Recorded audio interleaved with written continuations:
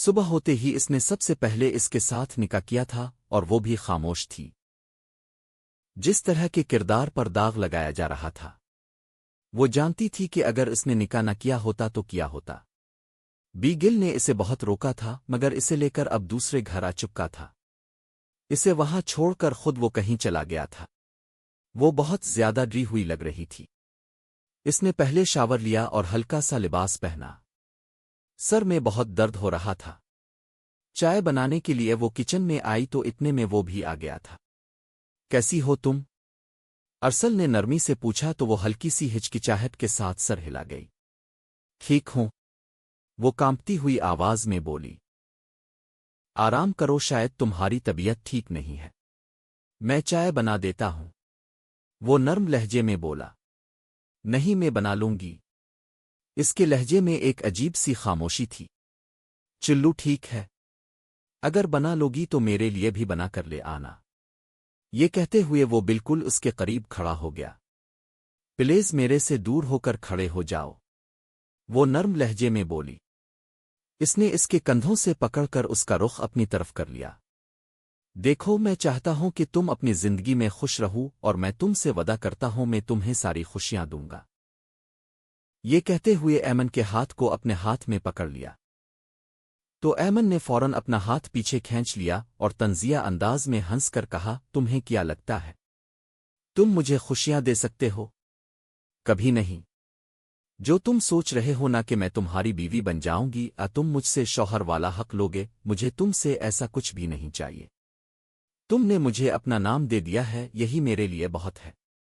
مجھ سے کوئی امید مت رکھنا کہ ہمارے درمیان کسی قسم کا کوئی رشتہ ہوگا جس کے بارے میں تم سوچ رہے ہو۔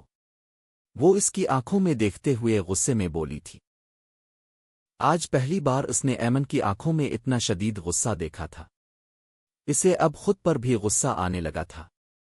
جتنا وہ اس کے ساتھ نرمی سے پیش آ رہا تھا وہ اتنا ہی زیادہ اس کے ساتھ غصہ کر رہی تھی۔ اچانک اس کے کندھوں کو پکڑ کر اسے پیچھے دیوار کے ساتھ لگا دیا۔ خبردار، اگر آج کے بعد تم نے اس انداز میں بات کرنے کی کوشش کی اور ہاں تم میری بیوی ہو اور میں تم سے دور نہیں رہوں گا۔ یہ کہہ کر وہ کچن سے باہر چلا گیا اور جاتے جاتے اسے خاصا تپا بھی گیا تھا۔ وہ اس شخص سے کچھ ڈرنے لگی تھی۔ وہ بہت زیادہ گھبرائی ہوئی تھی۔ ان کی شادی کو 2 مہینے ہونے والے تھے اور اس کے باوجود وہ ہمیشہ مصروف رہتا تھا۔ کبھی کبھار وہ بی گل سے ملنے چلا جاتا تھا۔ بی گل کہتی تھی، بیٹا واپس آ جاؤ، مگر وہ ان کی کوئی بات سننے کو تیار نہیں تھا۔ آدھی رات کا وقت تھا۔ وہ کسی گہری سوچ میں مگن تھا جب وہ اس کے پاس آ کر بیٹھ گئی۔ مجھے نوکری کرنی ہے، میں چاہتی ہوں کہ میں اب پر بوجھ نہ بنوں۔ یہ سن کر اس کی پیشانی پر بل نمودار ہوا۔ وہ سگریٹ اس چرے پر پھینک دیتا ہے۔ اسے دیکھنے لگا کہ اب فضول کی باتیں کر رہی ہو۔ وہ غصے میں اسے دیکھتے ہوئے جیسا کہ مچل رہا تھا، بس یہی کہ مجھے نوکری کرنی ہے، میں تمہارے پیسوں پر پلنا نہیں چاہتی۔ یہ سن کر وہ ہنس پڑا۔ واقعی تمہیں لگتا ہے کہ تم میرے پیسوں پر پل رہی ہو؟ تم میری بیوی ہو۔ یہ کہتے ہوئے اچانک اس کے قریب آ گیا، اس کی آنکھوں میں دیکھتے ہوئے جیسا کہ کچھ کہنا چاہتا ہو۔ ان 2 مہینوں میں کبھی کبھی وہ ایسی بات کہہ دیتا تھا کہ اسے ڈر سا لگنے لگتا تھا۔ یہ شامیر کا بھائی تھا لیکن شاید اس سے زیادہ رومانوی انداز رکھتا تھا۔ یہی بات اسے ڈرا دیتی تھی اور وہ واقعی بہت زیادہ ڈر جاتی تھی۔ وہ اچانک بولنے لگا، دیکھو ابھی فی الحال میں تم سے کوئی بات نہیں کرنا چاہتا۔ جاؤ اور جا کے سو جاؤ۔ پتہ نہیں کیوں وہ خود پر قابو کیے بیٹھا تھا۔ وہ نہیں چاہتا تھا کہ وہ کوئی حرکت کرے۔ اسے وہاں سے جانے کو کہا۔ میں نے کیا کہا ہے کہ مجھے نوکری کرنی ہے؟ یہ سن کر ارسل کو کافی غصہ آ گیا تھا۔ دیکھو، فضول کی باتیں بند کرو اور یہاں سے چلے جاؤ، اسے وہاں سے جانے کو کہا۔ مگر جب وہ نہ گئی تو اچانک اس کے بالوں میں انگلیاں پھنساتے ہوئے اس کے چہرے پر جھک گیا۔ وہ اس وقت خود بھی بہت زیادہ ڈسٹرب ہو رہا تھا اور وہ نہیں چاہتا تھا کہ وہ کچھ بھی کر بیٹھے۔ وہ اس کے سینے پر مکے مار کر اچانک اسے اپنے سے دور کر گئی تھی۔ آج تو تم نے یہ کر دکھایا، خبردار اگر دوبارہ میرے ساتھ کچھ کیا تو وہ غصے میں چیختے ہوئے بولی اور وہ نرمی سے اس کے گال کو سہلا رہا تھا۔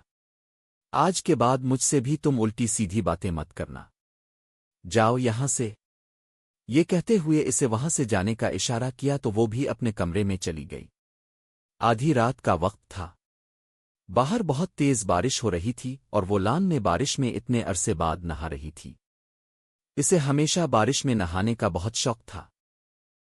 سفید رنگ کی شلوار قمیض میں اس کے لمبے کھلے بال تھے۔ بارش کی وجہ سے اس کی قمیض اس کے ساتھ چپکی ہوئی تھی۔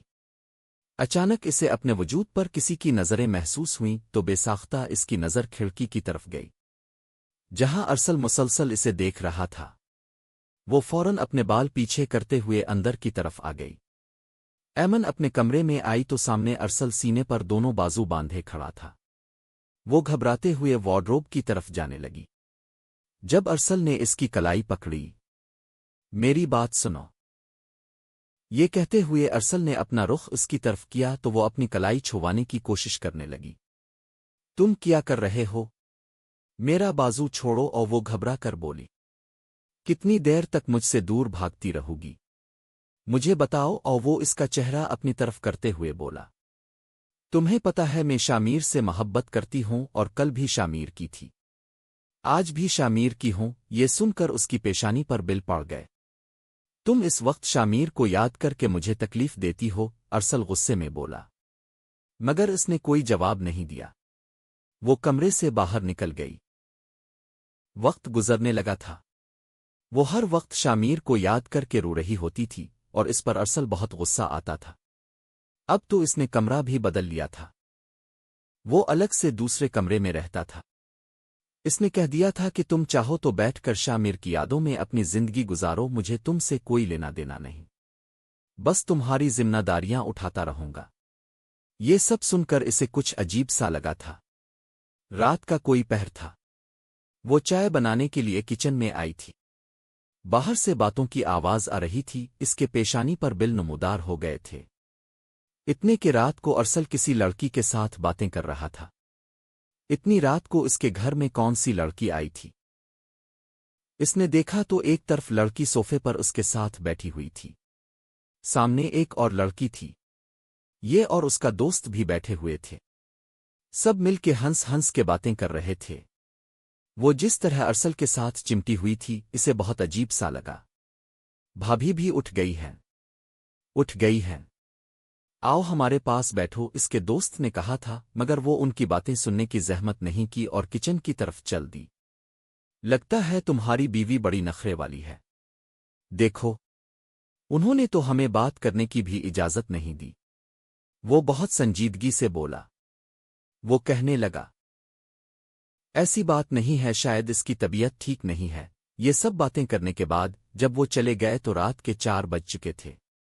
وہ اپنے کمرے کی طرف آیا۔ سردی بھی کافی بڑھ گئی تھی۔ جیسے ہی وہ کمرے میں داخل ہوا، سامنے وہ لڑکی سینے پر دونوں ہاتھ رکھے کھڑی تھی، اسے خونخوار نگاہوں سے دیکھ رہی تھی۔ تم یہاں کیا کر رہی ہو؟ وہ لڑکی تمہارے ساتھ اتنی زیادہ چپک کے کیوں بیٹھی تھی؟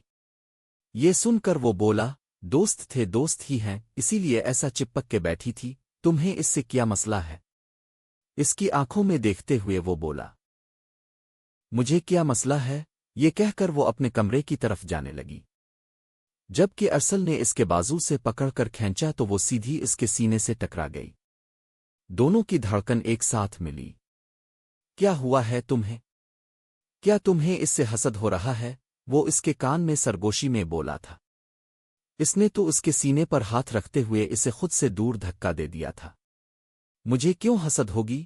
یہ کہتے ہوئے وہ اپنے کمرے کی طرف چل گئی اور وہ اس کے پیچھے آنے لگا۔ ویسے بھی ہم دونوں میاں بیوی ہیں، ہمیں ایسے الگ نہیں رہنا چاہیے۔ یہ سن کر اس کی آنکھیں تنگ ہو گئیں۔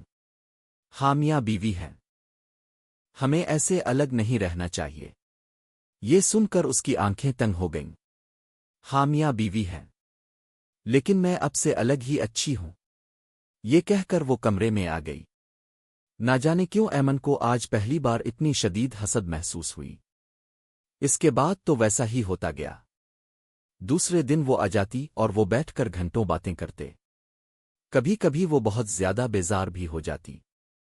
کبھی کبھی ان کے درمیان جا کر بیٹھ جاتی، مگر وہ زیادہ وقت خاموش ہی رہتی، کسی قسم کی کوئی بات نہیں کرتی۔ آدھی رات کو آج کافی دیر سے واپس آیا تھا۔ وہ کافی دیر سے دروازے کے پاس کھڑی ارسل کا انتظار کر رہی تھی۔ اس کا دل بہت بے چین تھا۔ جب دروازہ کھولا تو وہ مکمل طور پر نشے کی حالت میں تھا۔ جیسے ہی وہ اندر آیا تو لڑکھڑاتے ہوئے آ رہا تھا۔ وہ اسے پکڑنے کی کوشش کرنے لگی۔ تم ٹھیک ہو؟ تم نے شراب پی ہے؟ وہ غصے میں اسے دیکھتے ہوئے گویا ہو گئی تھی اور اسے دیکھ کر وہ بہت گھبرا بھی گئی تھی۔ اگلی پل میں اس کی نظر اس کے شرٹ کے کالر پر پڑی جہاں لپ اسٹک کا نشان لگا ہوا تھا۔ اسے دیکھتے ہی وہ اچانک خود کو دھکا دے بیٹھی۔ تمہیں شرم نہیں آتی؟ تم لڑکیوں کے ساتھ وقت گزار کر آ گئے ہو؟ وہ غصے میں چیختے ہوئے بولی۔ جب میری بیوی مجھے وقت نہیں دے گی تو میں کسی اور کے پاس ہی جاؤں گا۔ اس کی آنکھوں میں دیکھتے ہوئے گویا ہوا تو وہ اسے دیکھنے لگی۔ تمہیں ذرا شرم نہیں آتی؟ وہ پھر سے غصے میں اسے دیکھنے لگی۔ بالکل بھی نہیں آتی، اس کے کان میں وہ سرگوشی انداز میں بولا تو اس کی بات سن کر وہ اسے دھکا دے کر کہنے لگی، چلے جاؤ، مجھے تم سے کوئی بات نہیں کرنی۔ پہلے کون سا تم مجھ سے بات کرتی تھی جو اب تم کرو گی؟ یہ کہتے ہوئے وہ بھی اپنے کمرے کی طرف چلا گیا۔ مگر نہ جانے کیوں آج پہلی دفعہ اسے بہت زیادہ غصہ آیا تھا، اس کی شرٹ پر بنا ہوا نشان دیکھ کر۔ اگلے دن تو حد ہی ہو گئی تھی۔ وہ اس کے ساتھ ڈیٹ پر چلا گیا تھا اور اسے بتا کر بھی نہیں گیا تھا کہ وہ اپنی گرل فرینڈ کے ساتھ جا رہا ہے، کیونکہ میری بیوی تو مجھے وقت نہیں دیتی۔ وہ کہیں نہ کہیں شامیر کو بھول چکی تھی۔ ارسل کی حرکتیں اسے بہت زیادہ بری لگنے لگی تھیں۔ اسے ارسل پر بہت زیادہ غصہ بھی آتا تھا۔ میں آپ کے لیے کھانا بنا کر رکھتی ہوں، مگر آپ باہر سے کھا کر آ جاتے ہیں۔ میں کس کے لیے بناتی ہوں؟ وہ غصے میں گویا ہوئی تھی۔ اس کی بات سن کر وہ کہنے لگا، جس کے لیے بھی بناؤ، مجھے کیا؟ یہ کہتے ہوئے وہ اپنے کمرے کی طرف جانے لگا۔ جب اس نے غصے میں ارسل کا بازو پکڑ لیا، اس کے چہرے کو دیکھنے لگی۔ کیوں میرے ساتھ ایسا کر رہے ہو؟ اب مجھے دھوکا دے رہے ہو؟ اب جان بوجھ کر لڑکیوں کے ساتھ جاتے ہو؟ وہ غصے میں اس کی طرف دیکھنے لگی۔ اس کے باوجود اب لڑکیوں کے ساتھ جاتے ہو؟ آپ کو شرم نہیں آتی؟ یہ کہتے ہوئے اچانک وہ چیخنے لگی۔ اب اس کی آواز کانپ رہی تھی۔ اچھا، میں شادی شدہ ہوں، تم نے یہ کیسے بول دیا؟ کیا تم نے کبھی اپنی بیوی کو میرے پاس آتے ہوئے دیکھا ہے؟ مجھے میرا حق دیتے ہوئے دیکھا ہے؟ جب وہ میرے پاس نہیں آئے گی تو میں جاؤں گا نا۔ یہ کہہ کر وہ اس کی آنکھوں میں آنکھیں ڈال دیکھ رہا تھا۔ وہ بہت زیادہ رو رہی تھی اور پیچھے ہونے لگی، تو وہ اسے دیکھتا رہا۔ اب جب تم میرے پاس نہیں آتی تو میں یہ سب کچھ تو کروں گا نا، وہ اس کے کان میں سرگوشی کی طرح بولا۔ وہ اسے دیکھنے لگی۔ اگلے ہی لمحے اس کی آنکھوں سے آنسو بہنے لگے۔ پھر جاؤ، اس کے ساتھ شادی کر لو۔ میرے پاس کیوں آتے ہو؟ اس گھر میں کیوں آتے ہو؟ مجھے اکیلا رہنے دو، چلے جاؤ یہاں سے۔ اس کے سینے پر مکہ مارتے ہوئے وہ کہنے لگی، اور وہ بالکل سوچ بھی نہ پایا وہ ایسا برتاؤ کرے گی۔ وہ اچانک اسے اپنی باہوں میں اٹھا لیا تھا۔ اگر آپ یہ کہہ رہے ہیں تو وہ اسے اپنے کمرے میں لے آیا تھا۔ میں ہمیشہ تمہارے ساتھ رہنا چاہتا ہوں، تمہارے قریب رہنا چاہتا ہوں، مجھ سے محبت ہو گئی ہے۔ یہ کہتے ہوئے اس نے اس کی آنکھوں میں دیکھا اور اس کے ہاتھوں کی انگلیوں کو اپنی انگلیوں میں لپیٹ لیا اور اپنے اور اس کے درمیان تمام فاصلے ختم کرنے لگا۔ وہ انکار میں سر ہلانے لگی۔ جب اس نے اپنی آنکھیں بند کر لیں تو وہ اس کے چہرے کو دیکھتا رہا، اس کے ہر نقوش کو بغور دیکھتا رہا اور چاہ کر بھی اسے روک نہ سکا، کیونکہ وہ سکون چاہتی تھی۔ اسے پتا تھا اگر وہ اسے روکے گی تو وہ کسی اور کے پاس چلا جائے گا۔ وہ نہیں چاہتی تھی کہ وہ کسی اور کے پاس جائے۔ تو جب اس کی آنکھ کھلی تو وہ اس کے بازو کے پاس سو رہی تھی۔ اس نے اس کے چہرے کو دیکھا، جھک کر اس کی پیشانی پر بوسا دیا۔ اس نے آہستہ آہستہ آنکھیں کھول کر اس شخص کی طرف دیکھا۔ اس کے ہونٹوں پر مسکراہٹ پھیلی ہوئی تھی۔ اس نے اس کے ہاتھ کو اپنی گرفت میں لیا تو اس نے سر ہلایا۔ اس نے اپنا سر اس کے سینے میں چھپا لیا۔ اس کے بعد وہ اس کا خیال رکھنے لگی۔ اس نے اسے بتا دیا تھا کہ وہ صرف اس کے دوست تھے اور وہ زیادہ نشے میں نہیں تھا۔ وہ جان بوجھ کے ایسا کر رہا تھا۔ لپ اسٹک کے نشانات یہ سب کچھ جان بوجھ کے کر رہا تھا تاکہ وہ اسے احساس دلائے کہ وہ اس سے محبت کرنے لگی ہے، اس سے جلتی ہے اور کہیں نہ کہیں وہ دونوں ایک دوسرے سے بہت زیادہ محبت کرنے لگے ہیں۔ بی بی گل کو بھی احساس ہو گیا تھا کہ انہوں نے کتنا غلط کیا ہے۔ وہ اس سے معافی مانگنے لگی اور وہ بھی کیا کر سکتا تھی۔ اس نے اللہ کی رضا کے لیے انہیں معاف کر دیا۔ اللہ نے انہیں ایک خوبصورت بیٹے سے نوازا۔